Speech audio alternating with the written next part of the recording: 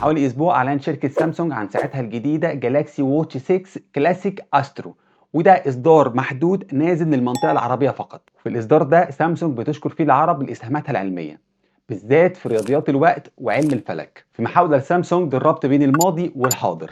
طبعا ده تسويق للمنتج رفيع المستوى. واتساب طورت 3 مميزات جداد. اول ميزه ان انت ممكن تبعت الصوره عاليه الجوده HD. هنختار ايقونه المرفقات وبعدين نحدد الصوره ال HD وبعدين نعلم على علامه HD ونبعتها، ونفسي في الاوبشن ده من زمان. تاني ميزه ان انت ممكن تعدل التكست او الرساله بعد ما تبعتها في خلال 15 ثانيه. تعديل الرسائل: علم على الرساله، اختار الثلاث نقط اللي فوق، اختار تعديل، عدل وابعتها. يا الله على كميه التعديلات اللي احنا كلنا هنعملها. تالت حاجه، اثناء مكالمه الفيديو انت ممكن تشارك الشاشه بتاعتك. هتكلم الشخص فيديو، هتدوس على ايقونه مشاركه الشاشه شير سكرين، وبكده اللي انت بتكلمه هيشوف شاشتك. الميزه دي شبه الشير سكرين في زوم وتيمز. نرجع تاني لسامسونج. سامسونج بتغري مستخدمي الايفون بان هم يجربوا تجربه الاجهزه القابله للطي اللي اسمها فلود. عن طريق جالاكسي تراي اضافت سامسونج ميزه جديده ان انت ممكن تجيب تليفونين ايفون وتحطهم جنب بعض وتحاكي التليفونات الفلود او القابله للطي. صباح تشغيل الدماغ.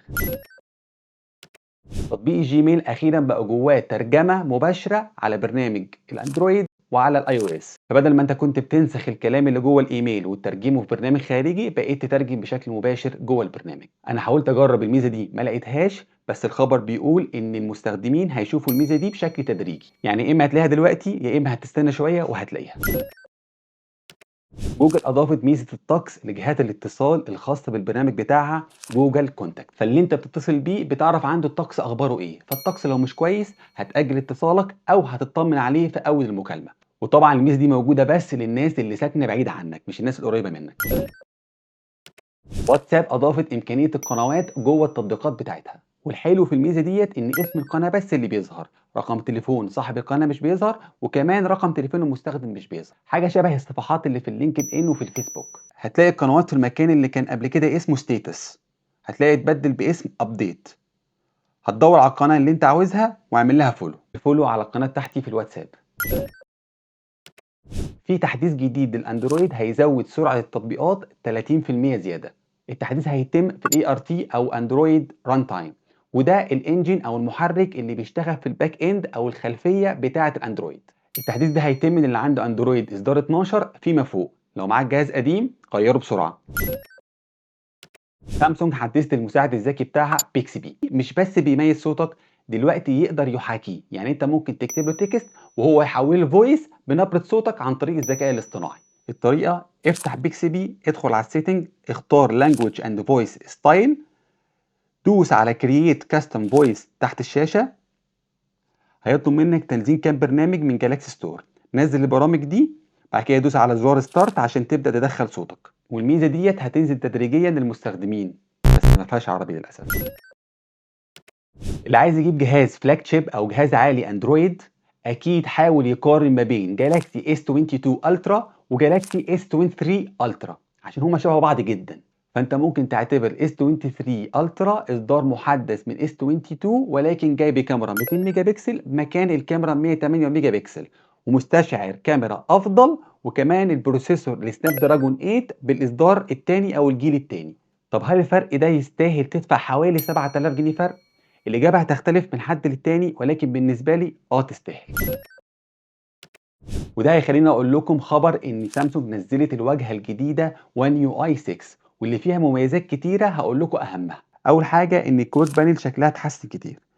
تاني حاجة إن الكويك سيتنج بقى يجي من سحبة واحدة من فوق من على يمين الشاشة زي الآيفون، وزودوا شوية ايموشنز زيادة لذيذة.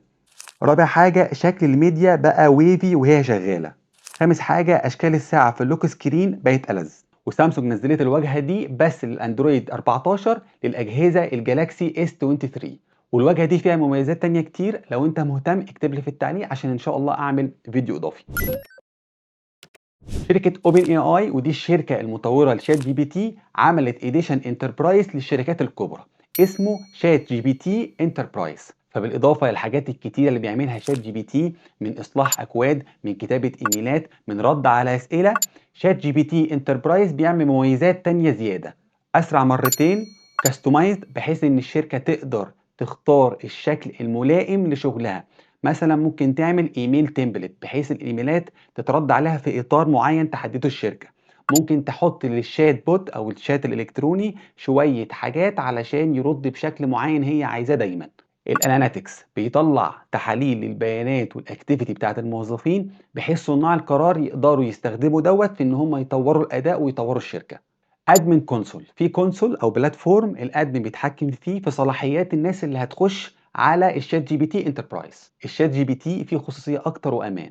معلومات المستخدم بتستخدم للتحسين وتعليم الاله جوه الشات جي بي تي، اما الانتربرايز مش بيحصل فيها الحوار ده. في شركات كبيره كتير استخدمت الشات جي بي تي انتربرايز، زي مايكروسوفت استخدمته في بينج انتربرايز واستخدمته في الكلاود على ايجر، بالاضافه لشركات تانية زي كانفا، بي دبليو سي، فلوكس، زابير وغيرهم كتير. وبكده الشات جي بي تي انتربرايز هيقدر يجاوب على الاسئله المركبه جوه الشركات، والكودين تاسكس هتتعمل بشكل اسرع، وكمان الانتاجيه والابداع هيزيدوا وحاجات تانية كتير. اوبن اي اي هتعمل تحديثات تانية كتير. الاخبار الجديده حاجه مهمه بالنسبه لك وهتميزك، فاعمل سبسكرايب عشان تتابع الاخبار الجديده، ولو الفيديو عجبك عرفني بلايك واتفرج على الفيديو اللي هيظهر لك فوق.